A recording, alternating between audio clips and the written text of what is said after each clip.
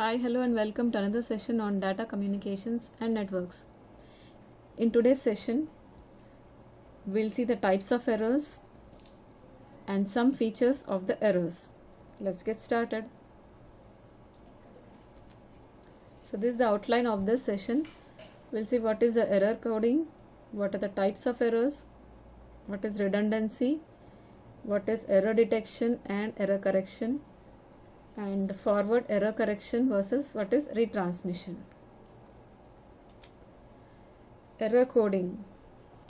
It is a method of detecting and correcting the errors to ensure that the information is transferred intact from its source to its destination.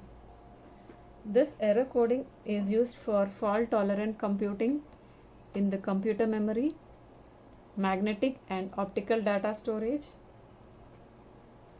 satellite and space communications, network communications, cellular networks, and almost any type of digital data communications. Error coding uses mathematical formulae to encode the data bits at the source into longer bits for transmission. The encoded word can be decoded at the destination to retrieve the original information.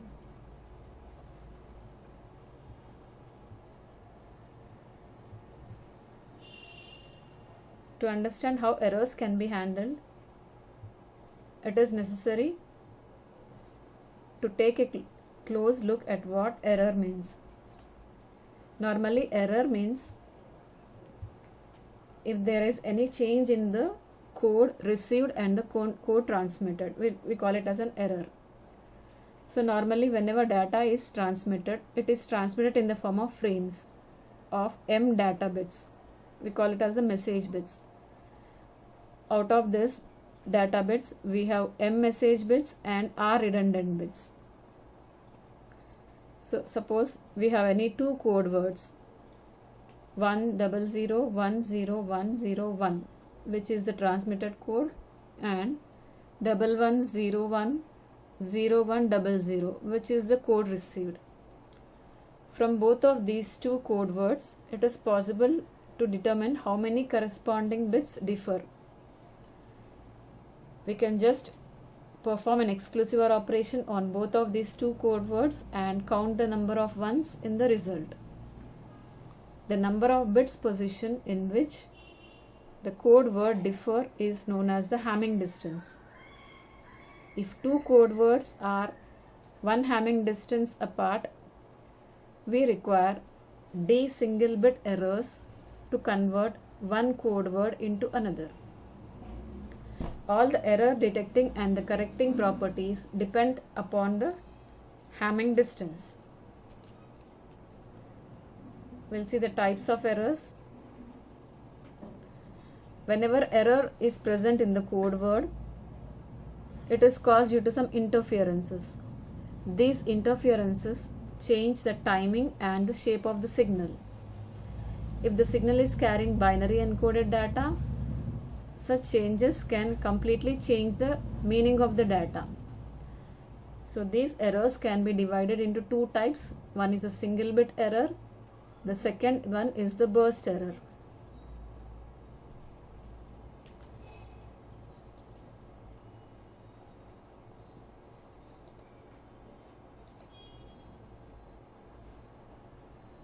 So in single bit error,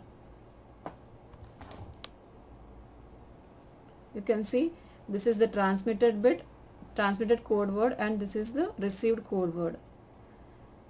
All the bits are same except one bit. Here in the transmitted bit there is a 1, and in the received bit it is changed to 0. So single bit error means that only one bit of the given data unit, such as a byte, a character, or a data, is changed from 1 to 0 or 0 to 1 as shown in this figure. Single bit errors are least likely type of errors in the serial data transmission. So for example, imagine a sender is sending data at 10 Mbps. That means each bit lasts only for 0.1 microsecond. for a single bit error to occur, the noise must have a duration of only 0.1 microseconds, which is very rare. But single bit errors can happen if we are using a parallel data transmission. For example, if you are using 16 wires to send all the 16 bits of data at the same time, and only one wire is noisy, then only one bit is corrupted. So this is known as a single bit error. Then we have the burst error. This burst error means that two or more bits in the data have changed from 0 to 1 or vice versa. Burst error doesn't necessarily mean that the error occurs in consecutive bits. The length of the burst error is measured from the first corrupted bit to the last corrupted bit. Some bits in between may not be corrupted. So from this diagram you can see this is the transmitted code and this is the received code. So here 1 is changed to 0 and here also 1 is changed to 0. The next consecutive bits are the same. If you see the next two bits, 1 is changed to 0 and 0 is changed to 1. So the length of the burst has to be counted from the first corrupted bit. So this is the first corrupted bit and this is the last corrupted bit. So in this example, the length of the burst is of 6 bits. Burst errors mostly happen in serial data transmission. So in this case, the duration of the noise is normally longer than the duration of a single bit.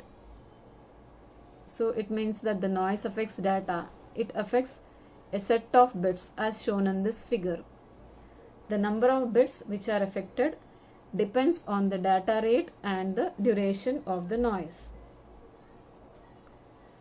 We'll see what is this redundancy.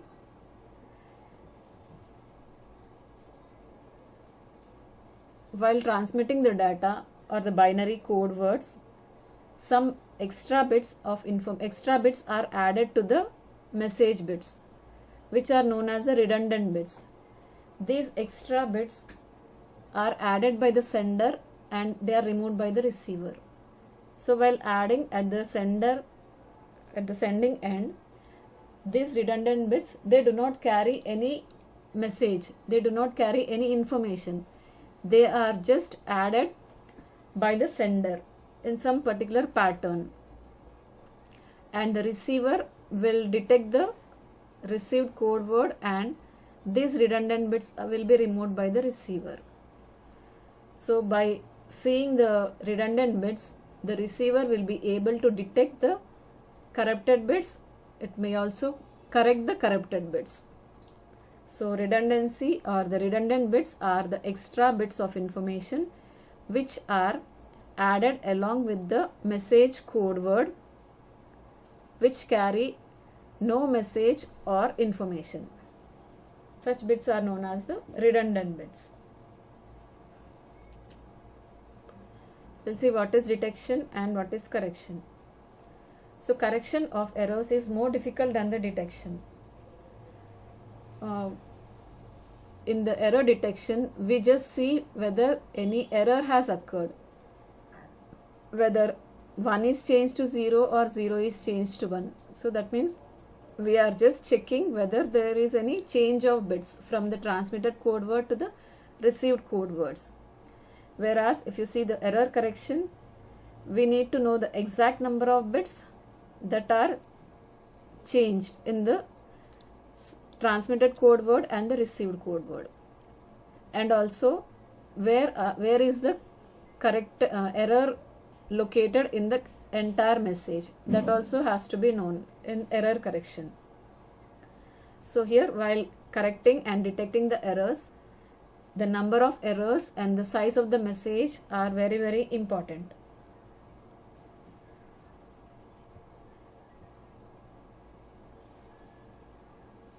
A single bit error is the same as a burst error while detecting the errors, whereas in error correction we need to know the exact number of bits which are corrupted and also their location in the message. If we need to correct one single error in an 8-bit data unit, we need to consider 8 possible error locations. And if we need to correct 2 errors in a data unit of 8 bits, we need to consider 28 possibilities. So here the receiver will find it much difficult to find the 10 errors in a data unit of 1000 bits. So to detect d number of errors, we need a distance of d plus 1 code, because with such a code there is no way that d single bit errors can change a valid code into another valid code. So whenever the receiver sees an invalid code word, it can tell that the transmission error has occurred. Similarly, to correct d number of errors, we need a distance of 2d plus 1 code.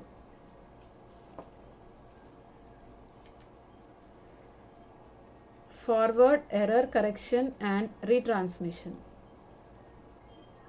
We have two main methods of error correction.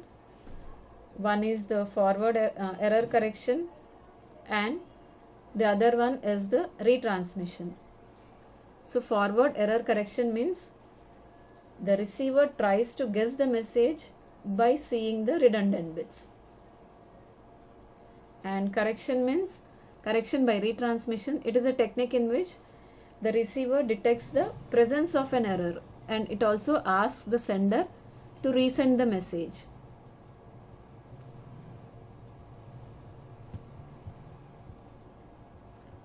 Forward error correction, it is an error correction technique to detect and correct a limited number of errors in the transmitted data without the need for retransmission. In this method, the sender, it reads a redundant error correcting code along with the data frame. The receiver also performs some necessary checks based on the additional redundant bits. If the receiver finds that the data is free from errors, it executes an error correcting code that generates the actual frame with the actual transmitted data. Then it removes the redundant bits before passing the message to the next layer. Whereas in retransmission, the receiver detects if there is an error in the received data, the receiver will detect the data error and it will put a request to the sender to resend the message again. So this is the difference between error correction and retransmission. So in forward error correction, the receiver does not send a request to the sender or the transmitter to resend it again. It will just try to guess the message by using the redundant bits. Whereas in retransmission, the receiver asks the transmitter to resend the entire message again. So we have some advantages of this forward error correction. Forward error correction does not require handshaking between the source and the destination. It can be used for broadcasting of data to many destinations simultaneously from a single source. Another advantage is that the forward error correction, it saves the bandwidth required for retransmission. Hence it can be used for real-time systems. But the disadvantage of the forward error correction is that if there are too many errors, then the frames need to be retransmitted. So if in the presence of many number of errors, it is best method to ask the sender to retransmit the entire data again. So this is all about the forward error correction and retransmission. So in here we have seen what is error coding, what are the two types of errors, what is forward error correction and retransmission. So that's all in this session.